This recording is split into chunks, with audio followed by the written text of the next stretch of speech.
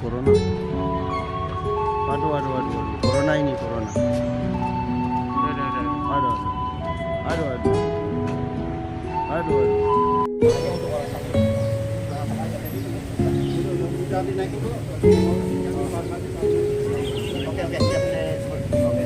Jangan lupa subscribe ya teman-teman.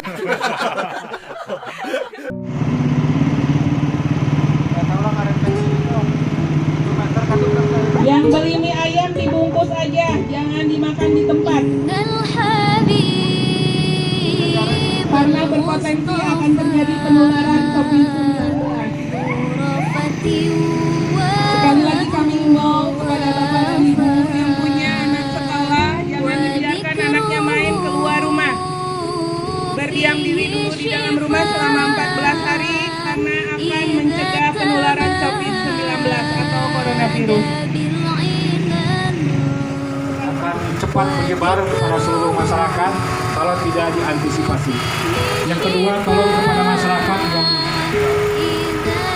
punya penyakit pilek, batuk, demam tinggi, lesu, letih, mohon untuk segera diperiksa ke dokter, ke klinik atau ke puskesmas setempat untuk segera dilakukan pemeriksaan secara utuh.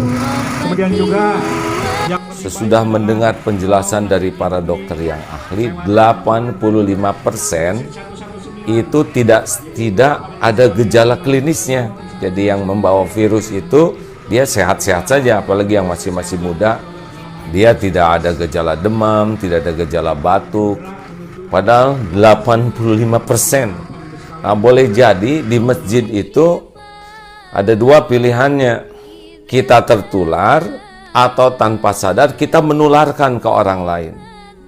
Jadi ini bukan wah yakinlah Allah yang menolong, alhamdulillah saya diberikan kesempatan berguru dengan guru yang ahli tauhid sehingga nama juga disebut Darut Tauhid.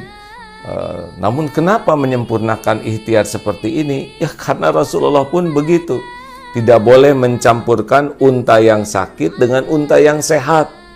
Nah, kita tidak tahu sekarang siapa yang sakit dan siapa yang sehat. Khawatir kalau ke masjid, mungkin yang menularkan kepada yang lain. Karena orang-orang sehat itu ujiannya sekarang 85% virus itu tidak menunjukkan gejala klinis. Saudaraku sekalian, ini bukan main-main ya. Lihat dalam tempo sebentar saja 2 minggu grafiknya dari 2 sekarang sudah 227. Bisa dibayangkan ini persis keadaan Italia 2 minggu pertama, juga keadaan Iran 2 minggu pertama. Tiba-tiba begitu, ini besok lusa bisa melesat karena sebagian besar yang terpapar virus itu tidak menyadari dirinya membawa. Kita berdesak-desakan terus kena lewat tubuh. Kemarin sudah juga menyimak penjelasan dari dokter yang langsung ini berinteraksi. Beliau mengatakan sekarang kawan-kawan dokter itu dari ahli paru sebagian sudah dirumahkan. Ventilator juga sudah berkurang. Jadi ini belum apa-apa. Nanti rumah sakit kita tuh sudah kekurangan dokter, kekurangan perawat, kekurangan peralatan, padahal ini belum apa-apa. Ini baru memulai ini. Ini belum apa-apa nih hadirin, baru tumbuh, baru 2 minggu. Besok lusa bisa ribuan dan puluhan ribu, mungkin nauzubillah min zalik ya. Kalau kita melihat kesantaian kita ya, melihat kesantaian kita persis di Italia yang santai, rileks saja, dianggap remeh dan tiba-tiba melesat. Ini adalah kezoliman bagi kita kalau kita menganggap remeh. Kita keluar hanya ketika darurat saja. Tahan, keluarga tahan berada di rumah. Anak-anak tahan ada di rumah. Karena keluar kita tidak tahu jarak sekian akan kena. Ini penting. Kawan-kawan harus bisa memahami ini bahaya besar di depan. Kematian sudah ditetapkan oleh Allah Subhanahu wa taala, itu hakul yakin.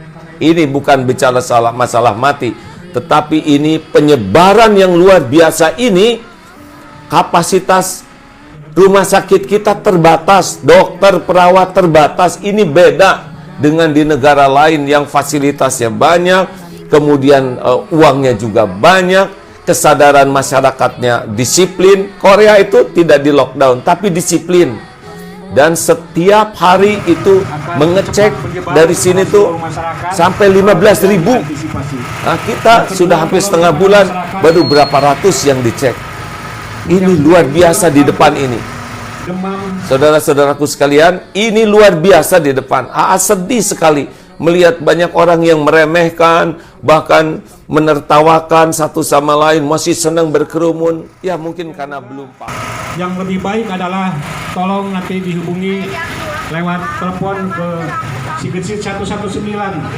Jadi Bapak dan Ibu sekalian tinggal telepon ke 119, nanti pemerintahan atau dinas kesehatan atau dalam hal ini puskesmas akan bergerak menuju ke lokasi tempat di mana Bapak dan Ibu sekalian untuk